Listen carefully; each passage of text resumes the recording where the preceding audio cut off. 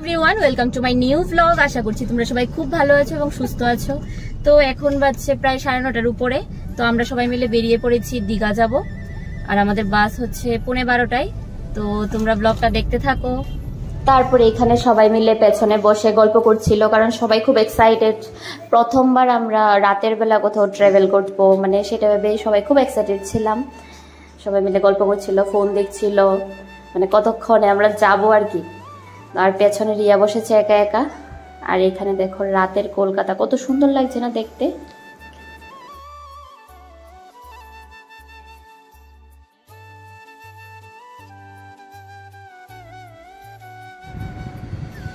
তারপর বাস স্ট্যান্ডে গিয়ে দেখি যে আমাদের কলেজের আরো অনেক বন্ধুরা এসেছে, ওদের সাথেও দেখা হয়ে গেল। আর জানো সবার বাসই আলাদা আলাদা, কেউই কারোর সাথে নেই। মানে আলাদা আলাদা বলতে আমি ছাড়া আমার যে বাকি 4জন ফ্রেন্ড ছিল, ওরা শ্যামলির আরেকটা বাসে পড়েছে, আর বন্ধুরা আরেকটা বাসে, আর আমি মাসিদের সাথে আরেকটা বাসে। তো এই হচ্ছে আমার মাসি, আর সাইডে দিয়ে মেশু, আরেকটা মাসি, বোন সবাই ছিল। তো সবাই মিলে যাচ্ছিলাম, ভালো লাগছিল, খুব খুব এক্সাইটেড ছিলাম। তো চলো আবার বাসে উঠে তোমাদেরকে দেখাচ্ছি। फीलिंग ओ कुछ नहीं होगा, जाके मिलेंगे। बाय बाय, कल सुबह ही मिलेंगे। मेरी भी ना। ओ ये कह के तो तुमने मेरा दिल जीत लिया। मैं बताती हूँ, तुम्हारे लिए सीट मैंने देख के रखा है यहाँ पर ड्राइवर के ऊपर। ठीक है, बाय बाय। তারপর আমাদের বাসও চলে আসলো। আমাদের বাস ছিল 11:50-এ, আর ওদের বাস ছিল 11:45-এ। তো মানে ওরা 5 মিনিট আগেই বেরিয়ে গেছে। তারপর আমরা যাচ্ছিলাম আর কি। তো পেছনে বসেছিল মাসি মেশো, আর ওদের ঠিক সামনে বসেছিলাম আমি আর মাসির একটা ফ্রেন্ড। তারপর আবার কোলাঘাট গিয়ে বাস থামলো, তখন আবার সব ফ্রেন্ডদের সাথে দেখা হয়ে গেল। তারপর আধ ঘন্টার মধ্যে সবাই মিলে চাটা খেয়ে প্রচুর গল্প করে নিলাম। মানে কি বলবো, সবাই মিলে একসাথে হলে যা হয় আর কি। তো তোমরা দেখতে পাচ্ছ যে এত রাতের বেলাও এই হোটেলটায় কত ভিড়, কারণ এখানে সব বাস এসে দাঁড়ায় আর কি।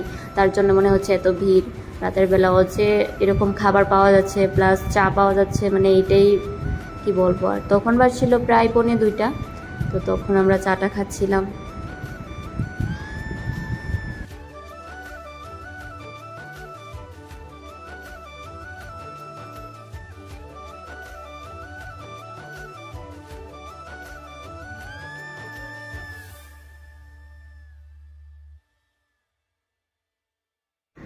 তারপর আমরা সবাই যে যার যার মতো যার যার বাসে উঠে পড়লাম। আমি উঠে পড়েছিলাম, আর দেখো আমাদের বাসটা কি অন্ধকার হয়ে আছে। আর যতই অন্ধকার হোক আর যতই রাত্র হোক, আমার চোখে একদমই ঘুম ছিল না। আমি একটু ঘুমানোর চেষ্টা করেছি, কিন্তু তাও আমার একদমই ঘুম আসেনি। তো আর কি বলবো। তারপর দেখো আমরা ভোর 4:30টার আগেই আমরা পৌঁছে গেছি দীঘায়। আর দীঘায় এসেই আমাদের শুরু হয়ে গেছে সবার গল্প পাগলামো, মানে কি বলবো আর। তো সবাই মিলে তখন ডিসাইড করা হচ্ছিল যে কোন হোটেলে যাওয়া যাবে, কোন হোটেলে যাবে, এরকম করতে করতে সবাই যার যার মতো টোটো করে নিয়েছি। আর আমাদের সাথে বসেছিল, মানে আমাদের সাথে কি বলছি, আমরা 4জন একসাথে বসেছিলাম। আরেকটা টোটোতে তুলি অন্য ফ্রেন্ডরা বসেছে, তো মাসি তারাও বসেছে, সবাই মিলে এরকম করেই যাচ্ছিলাম। তারপর অনেকক্ষণ খোঁজাখুঁজি করার পর ফাইনালি আমরা একটা হোটেল পেয়ে গেলাম। হোটেল ময়ূরী না কি জানি নামটা ছিল। আচ্ছা যেটাই হোক, আমি পরে নেক্সট ব্লগে বলে দেব।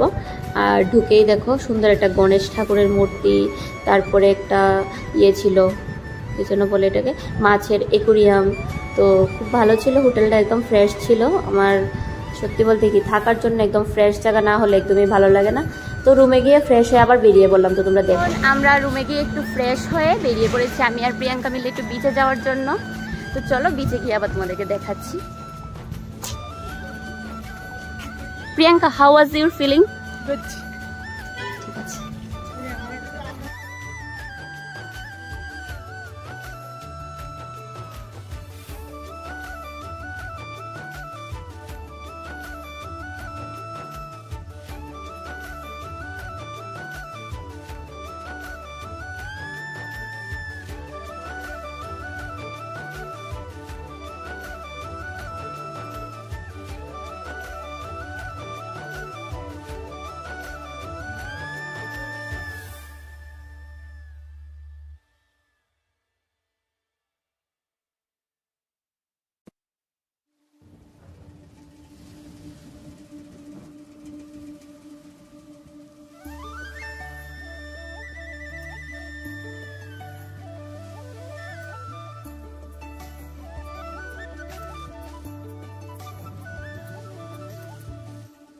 সকাল সকাল বেরিয়ে ঘুরছি, কিন্তু আমাদের সাথে যারা এসেছে ওরা একটু বেরোয়নি। কি বলছো তুমি? তুমি আরেকবার বলে তো কি বলছো? ওরা নাকি পোল্ট্রি, ওরা ঘুরছে না, এসি চালিয়ে শুয়ে আছে তাই। বাট আমরা এই রকম সুন্দর দৃশ্য মিস করতে চাই না, তাই আমরা ঘুরছি ইচ্ছে মতো। আর দেখো দীঘায় এসে কার সাথে দেখা হয়ে গেল, দেখে নাও তোমরা সবাই কার সাথে দেখা হয়ে গেছে দীঘায় এসে।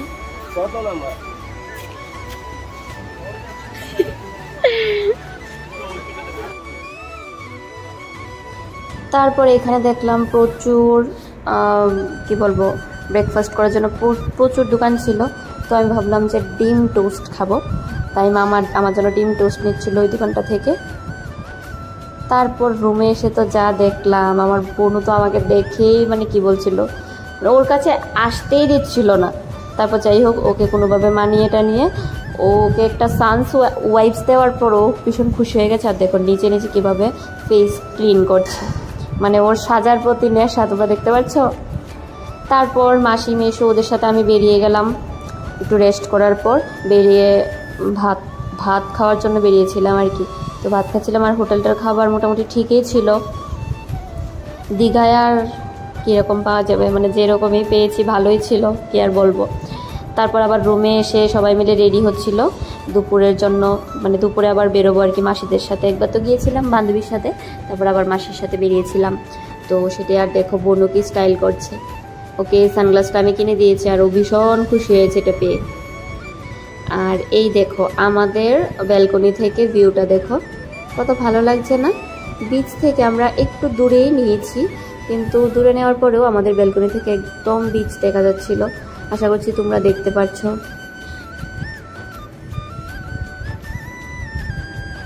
আর এটা হচ্ছে মাসিদের রুম, সবাই মিলে ভীষণ গল্প করছে। তারপর এটা হচ্ছে আমাদের রুম, মানে আমাদের 5 জনের জন্য ওই রুমটা নেওয়া হয়েছে আর কি। আর আরেকটা নেওয়া হয়েছিল মাসির বন্ধুদের জন্য, ওদেরটা আরেকটা সাইডে নেওয়া হয়েছে। তো আমি এখন রুমগুলি খুব মেসি হয়ে আছে, আমি আরেকটা ব্লগে তোমাদেরকে পুরোটা রুম ট্যুর হিসেবে দেওয়ার চেষ্টা করব। আর ওরা তো আসার পর থেকে যে মানে ঘুমিয়েছে, ওদের ওঠার কোনো নামই নেই।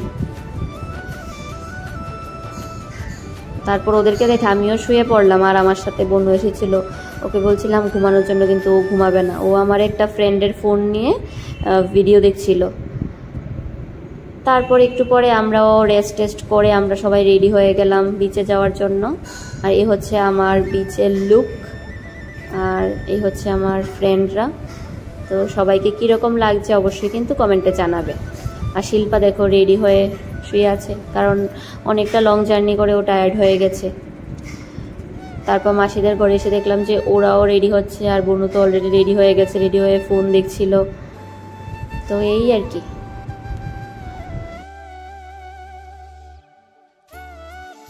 তো এখানে আমরা সবাই মিলে বেরিয়ে পড়েছি ঘোরার জন্য, আর সবাইকে দেখাচ্ছি আরেকবার। সবাই হাই বলে দাও। তো চলো আবার ডাইরেক্ট বিচে গিয়ে দেখাচ্ছি তোমাদেরকে।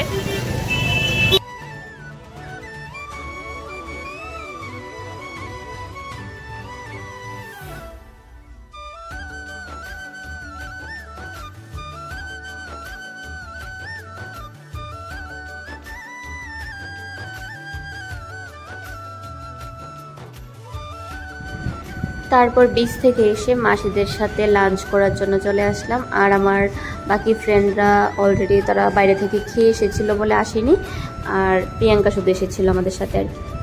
তো এই দেখো বনু, ও তো প্রথমে আমার সাথে কথাই বলছিল না, তারপর আমার সাথে এত মিশে গেছে কি বলবো আর। তো এই আমাদের খাবার চলে এসেছে। এখানে ছিল ডাল ফ্রাই, ঝুরি আলু ভাজা, আর ছিল চিকেন কারি। আর এই হোটেলের খাবার দাবারগুলি ভীষণ ভালো ছিল, আমার ভীষণ ভালো লেগেছে। তারপর খাওয়া দাওয়া কমপ্লিট করে আবার আমাদের হোটেলের সাথেই মিয়াও মোড় ছিল, তো ভাবলাম যে সেখান থেকে কিছু নিয়ে নিই। তো সেখান থেকে ফিশ চপ, তারপরে পেস্ট্রি, রেড ভেলভেট কেক, সেটাই নিয়েছিলাম। নিয়ে রুমে গিয়ে আমরা খেলাম, বোন, আমি, মাসি সবাই মিলে।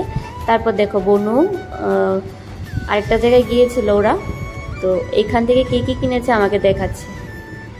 যখন আমি ক্যামেরা অন করেছিলাম ও লজ্জা পেয়ে গেছে, ও ক্যামেরার সামনে আসতে চায় না। তো তারপর যাই হোক আবার আমি শুয়ে পড়লাম, শুয়ে রেস্ট টেস্ট করে আবার রেডি হয়ে বিকালবেলা আবার মাসিদের সাথে বেরোচ্ছিলাম, আর মামা এসেছিলো আমাদেরকে নেওয়ার জন্য। আর এই দেখো সবাই রেডি হয়ে গেছে, আর সবাইকে কেমন লাগছে অবশ্যই কিন্তু কমেন্টে জানাবে। এই দেখো আমার মাসি কত সুন্দর করে সেজেছে। আর এই দেখো রাতের বেলা দীঘা।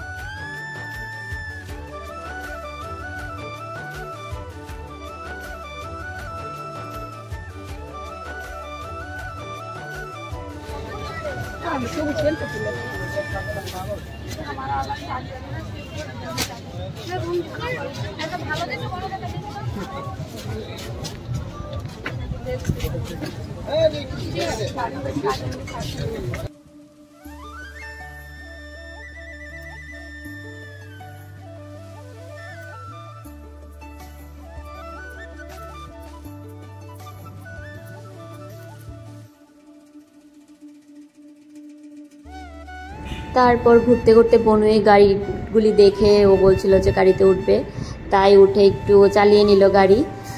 আর জানো এগুলি দেখলে আমারও ভীষণ ইচ্ছে হয় আমি চালানোর জন্য, কিন্তু আসলে আমার তো আর এখন সেই বয়সটা নেই, তাই আর চালাতে পারবো না। কষ্টের কথা আর কি বলবো তোমাদেরকে।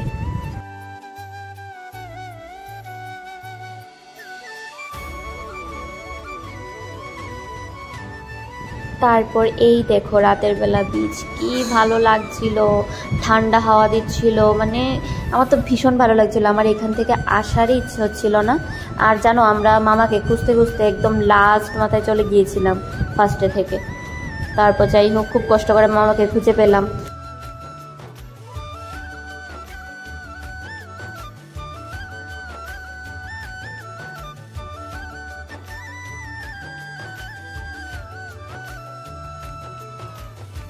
আমি এখন চলে এসেছি রুমে। আর আমার খাবার অর্ডার করেছিলাম এগুলি, ডাল, আলু ভাজা, রাইস, একদম সিম্পল। এটা খেয়ে নেবো। আর বাইরে তেমন বেশি কিছু খাইনি আমি, আজকে কেন জানি না ইচ্ছে হয়নি। আর মা বাবাকে খুব মিস করছি, আমি ওদেরকে ছাড়া কখনোই এরকম কোনো জায়গায় ঘুরতে যাইনি আর কি। কিছুই ভালো লাগছে না ওদেরকে ছাড়া, সেটাই আর কি। আমার ব্লগটা দেখতে থাকো, আর আমার ব্লগটা যদি ভালো লাগে অবশ্যই কিন্তু আমার চ্যানেলটাকে সাবস্ক্রাইব করে দেবে।